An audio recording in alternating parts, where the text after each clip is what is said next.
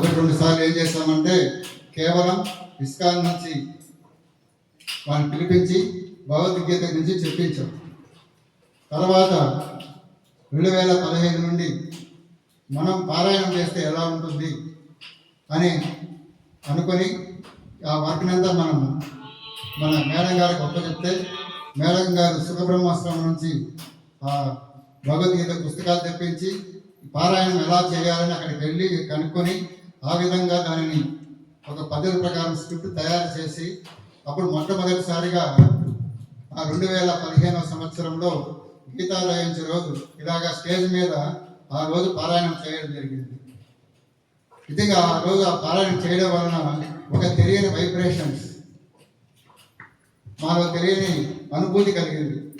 అప్పటి నుంచి ఈ రోజు వరకు కూడా ఆ గీతా జయంతిని మార్గశిర మాసం శుక్లపక్షము ఏకాదశి రోజు ఆ రోజు నుంచి ఈ రోజు వరకు మేము భగవద్గీత జరుపుతూనే ఉన్నాం. అలాగే అక్కడి నుంచి ఇక్కడ 2022లో ట్రాన్స్ఫర్ రావడం జరిగింది. వచ్చినా కూడా ఆ పద్ధతిని కొనసాగిస్తూ ఇక్కడ మేము ప్రారంభించాం. మొదటగా 22 మంది విద్యార్థులు వచ్చారు. ఏదో చేయాలనిపించాం. అప్పుడు పాపం మన ఎవరు యమునా గారు ఉన్నారు. యమునా గారికి వర్క్ యమునా గారు వెంకటరమణ మేడంకి ఇద్దరికి పని చెప్తే చక్కగా చేసి పిల్లల్ని ప్రోత్సహించి మొదటగా 22 మందితో ప్రారంభించాం. అది రాను రాను ఏమైపోయిందంటే ఎక్కువ ఉత్సాహంగా, అంతేకాకుండా పిల్లలు కూడా పారాయణం చేయాలి, ఇది ఒకటి జరుగుతుందని కూడా ఇక్కడ ఉన్న వాళ్ళకి తెలియజేయడము మరియు దీనిని ఈ విధంగా తీసుకోకపోవడం జరుగుతుంది. కానీ ఇక్కడ వచ్చినప్పటి నుంచి ఏదో సాయంత్రం మొదలుపెట్టినా కూడా వర్షం రావడం జరుగుతూనే ఉంది.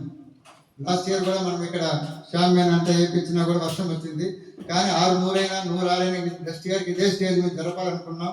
దైవాజ్ఞ బ్రహ్మాండమైన మనకు హయగ్రీవ కళావేదిక రావడం, అందులో మొట్టమొదటిసారిగా మనం ఫంక్షన్లు కాకుండా పూజా కార్యక్రమాన్ని మనం ఈ భగవద్గీత జయంతిని జరుపుకోవడం చాలా ఆనందంగా ఉంది.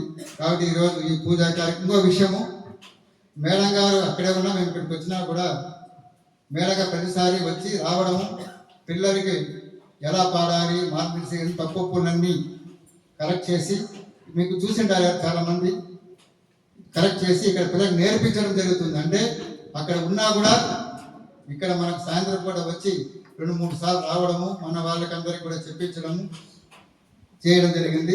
సో ఈ సందర్భంగా ఇటువంటి మేడం గారికి నేను ఎప్పటికి కూడా మన పిల్లల ద్వారా నేను కృతజ్ఞత కలిగి ఉంటాను.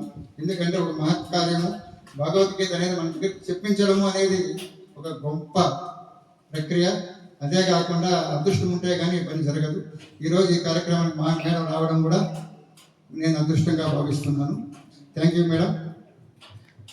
ఎందుకంటే ఇంకో విషయం చెప్పాలి, నేను మామూలు